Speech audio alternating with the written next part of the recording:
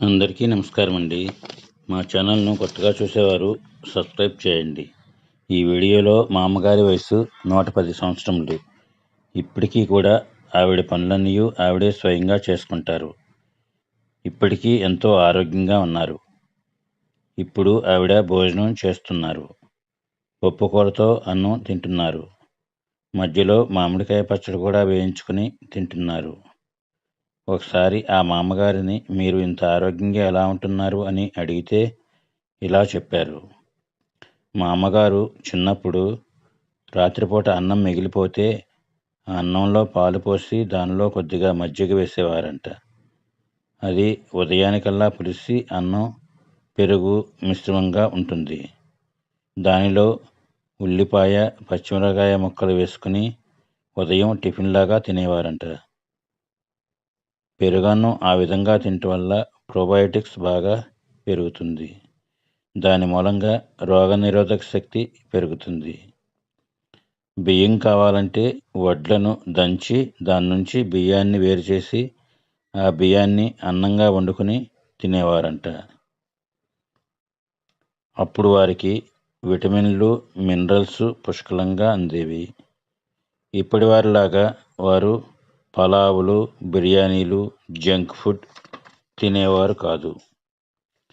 అసలు బయట ఫుడ్ అనేదే తినేవారు కాదు.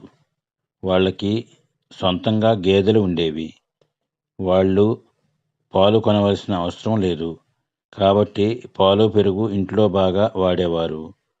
వాళ్ళకి పొలాలు కూడా ఉన్నాయి. పొలాలకు నీళ్లు కాలువల ద్వారా పెడతారు. అప్పుడు వారికి కాలువల్లో చేపలు కూడా దొరికేవి.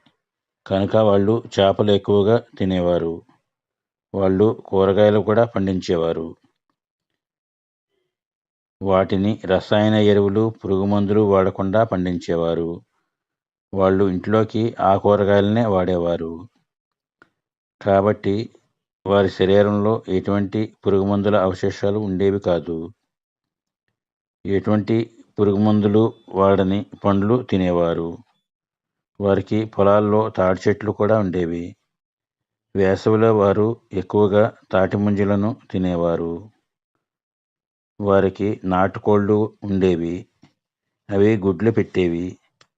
వారు ఇంట్లోకి ఆ గుడ్లను వాడేవారు. వాళ్ళు పొలం పనులు కూడా బాగా చేసేవారు. వారు ఎంత పని చేసినా అలసిపోయేవారు కాదంట. ప్రతిరోజు ఎంతో కష్టపడేవారు. అన్ని రకాల వ్యవసాయ పనులను అవలీలగా చేసేవారు. వంటల్లోకి గానుగ నూనె మాత్రమే వాడేవారంట. పంచదారకి బదులుగా బెల్లాన్నే ఎక్కువగా వాడేవారంట. వాళ్ళు ఎప్పుడూ హాస్పిటల్కి వెళ్ళేవారు కాదంట. ఎందుకంటే వాళ్ళు ఎప్పుడూ ఆరోగ్యంగా ఉండేవారంట. ఈ వయసులో వాళ్ళకి అరుగుదల బాగా ఉండటానికి వాము వాటర్ని తాగేవారంట. ఈ వయసులో ఆ మామగారికి గ్యాస్ ప్రాబ్లం కూడా లేదంట.